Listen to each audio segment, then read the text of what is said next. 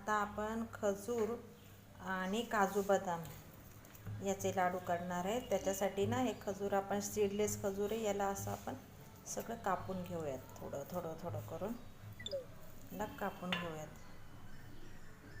नंतर हे बदाम पण असे बारीक कापून घेतले, काजू पण कापून घेतले। आता आपण खोबरं किसून घेणार आहे। हे बघा, आता हे खोबरं आपण किसून घेऊ। खजूर नुसती तशी खाल्ल्या जात नाही ना, खूप गोड असते। मग त्यामध्ये ड्रायफ्रूट्स टाकून त्याचे लाडू केले की मुलं आवडीने खातात। खोबरं किसून झालेलं आहे। आता मिक्सरमध्ये काजू आणि बदाम आपण बारीक करू।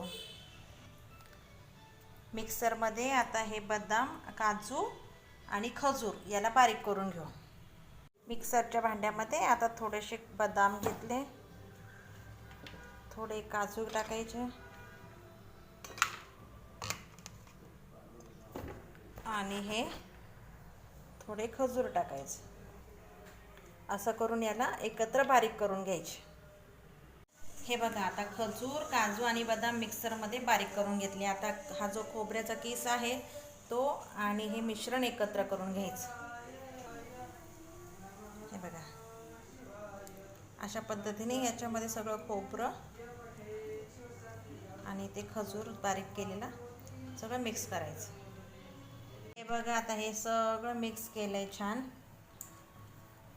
आता यामध्ये 2 चमचे साजूक तूप टाकायचं। खोबऱ्यामुळे त्याला छान असं तेल सुटलेलंच आहे, पण थोडंसं टाकायचं, याने टेस्ट छान लागते। आता आजीने हे सगळं मिक्स करून घेतलं। आता याचे छोटे छोटे लाडू वळायचे। हे बघा, किती तेल सुटतं त्याला, खोबऱ्याला तेल सुटलेलं आहे। हे बघा, एक एक एक एक लाडू आता आजीने सगळे लाडू वळले।